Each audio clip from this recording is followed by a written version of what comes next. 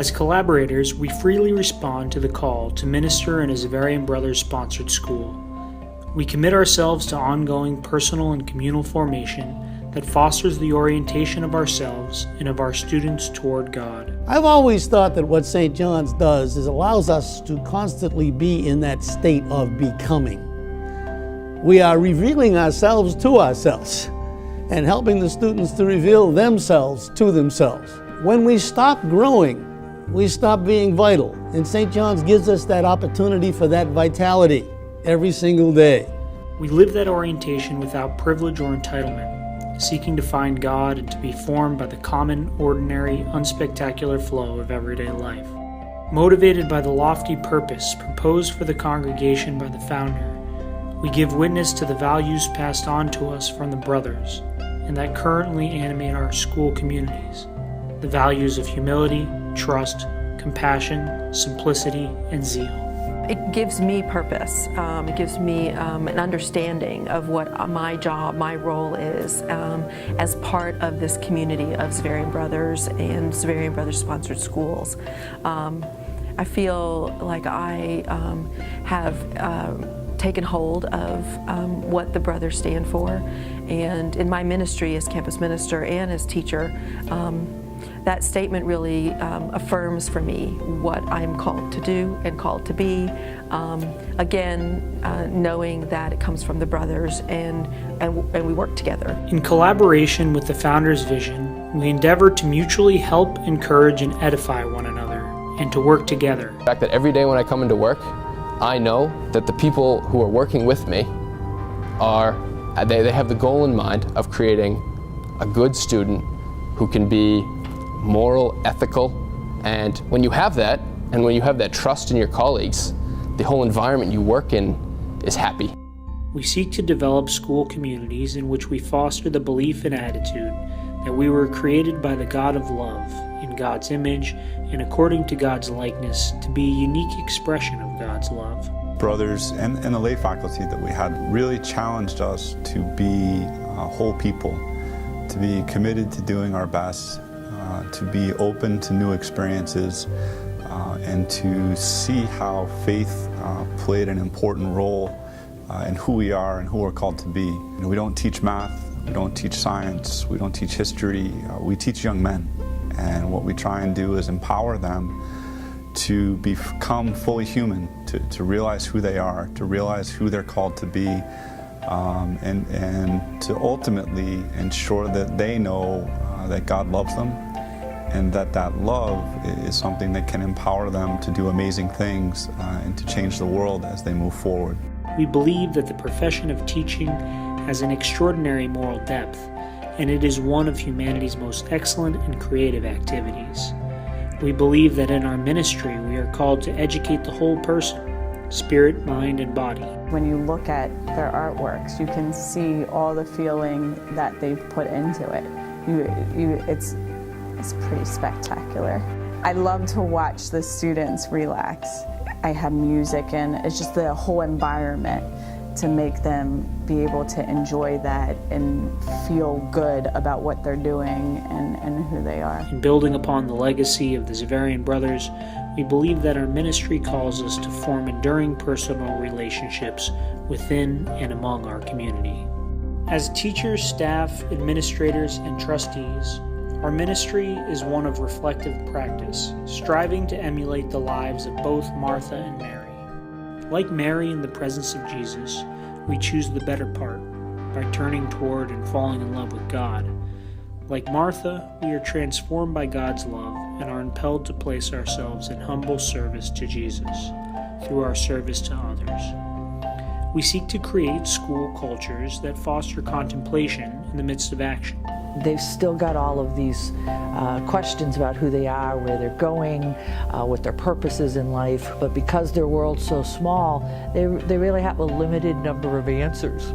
For the students in a Xaverian Brothers school, if you're really going to care for the whole person, then what you're going to do is open up that world a little bit. Teach them about the poor and marginalized. Get them out on a mission trip. Watch them transform themselves It happened to my own children. Both of my boys graduated from good counsel. My youngest was able to go on the Haiti mission trip his junior year and has decided to go into nursing because of it. Give them the chance and they transform themselves. The answers that they find for how they're going to live their lives and what kind of people they're going to be reflect the opportunities that we give them. As ministers of education, we are called to turn towards God and place ourselves in the service of God. We integrate prayer and contemplation with ongoing professional formation as we seek to form communities of learning, faith, and service. As Zavarian educators, we seek to establish inclusive communities of faith in our schools, and we embrace the challenges and opportunities of dialogue between cultures. What I have been able to draw from Riken's sort of vision for the schools seems like it endures, and that's, you know, fostering excellence. What are we trying to do for children every day that will allow them to fulfill their richest potential? What are we doing for a plurality of kids? One of the things we're proud of in our mission statement here is the word diversity appears very early, and it means the sort of richness of backgrounds and abilities and ways that learning is going to take place, and what success will look like for kids is unique for each, and that's our commitment, is to find a way that will marry rigor, appropriate rigor for every student, with the support and care and attention that will make success for that student possible. We are called to live the teachings of Jesus Christ in communion with the Roman Catholic Church, and we recognize our place is in solidarity and availability among the people. As ministers in Zavarian education, we are called to be participants and stewards in the building up of the kingdom of God. Just this past weekend, I was in a prayer group at my parish, and one of the people in the group son had attended the Mount and was one of my students. And in the course of our discussion, he brought up the junior retreat and the experience his son had there that made a difference in his entire life.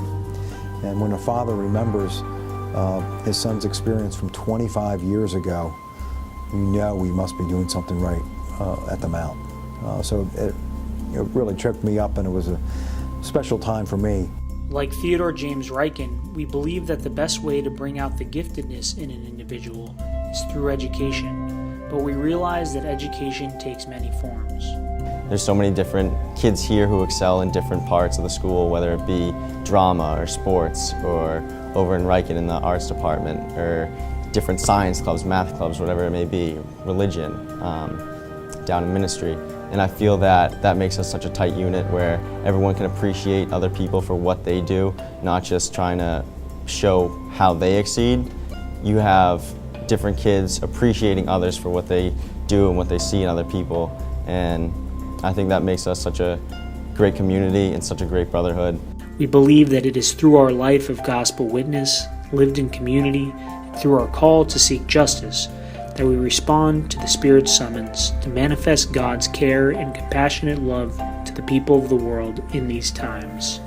As a freshman, I came to Zavarian. I had lost my father the year before, and no one outside my family had really ever asked me about that. And Brother Larkin, the principal, one day on the walkway just put his hand on my shoulder and said, "You know, I know what's happening, and there's a reason you went from a straight A student to a C+B student, and you know, I've lightened your load academically a little bit. We'll increase it as things move along." And he just sort of formed this relationship, which for me, you know, filled a gap. He was you know, an adult guy who was giving me some guidance as a person. And you know, in the public school system in the junior high, that just hadn't happened. So it was something that it hit me at the time, and I can remember it like it was yesterday. As heirs to the legacy of Zavarian education, we are committed to the brothers' tradition of fostering excellence. Well, when I first went to St. Xavier High School, Louisville, Kentucky in 1969, there were probably 35 brothers or so involved in the school. Xavier High School, Middletown, Connecticut today, there are 4 of us involved in the school. And obviously, we're not young. I'm one of the youngest in that school. So it is a different world. It's very different as we look forward to the future. And I think what we all have to keep in mind is what we're passing on to the next generation. We don't have a lot of years left in our present ministry, but we need to have confidence that there are those who can follow us. We call them collaborators in our statements. It's almost a separating word, which I hope we don't mean. It's we're all in this as one unit. As individuals and communities, we seek to empower students to achieve beyond their expectations and give the gift they have received as gift to a world in need. Initially, I thought our task was utterly pointless. What good could possibly come of this? As time wore on, and our trash bag filled with litter, I came to realize that although we would not completely clean 27 Chestnut, with every piece of trash we did pick up, we were making a difference. A small difference, to be sure, but a difference nonetheless.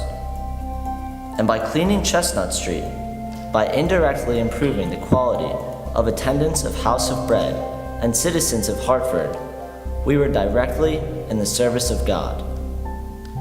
Whatsoever you do to the least of my people, you do unto me. With the congregation of the Xaverian Brothers, we seek to continue to enter into an ever deeper sharing of faith and prayer as we search the needs of the times and the desires of God in their regard. We affirm our commitment to prayerfully reflect on the past, assess the present, and ponder the future with one another as we respond to our call to minister in a Xaverian Brothers-sponsored school. In spite of witnessing the horrors of racial violence, of living at one time on the edge of extinction, and of experiencing poverty, the early Xaverian Brothers did not let their vision die in the ashes, but kept it burning. And thanks to them, we are who we are today, brothers, laymen and women, all part of a rich past and a promising future, of a history still living and unfulfilled. I am convinced that this is the age of the laity in the church. The early vision of the brothers has now been entrusted to you. Enrich it, shape, form, adapt it to the changing times. Be a corporate memory of the vision that is still burning bright. Don't let the flame go out. Don't let the flame go out. Thank you.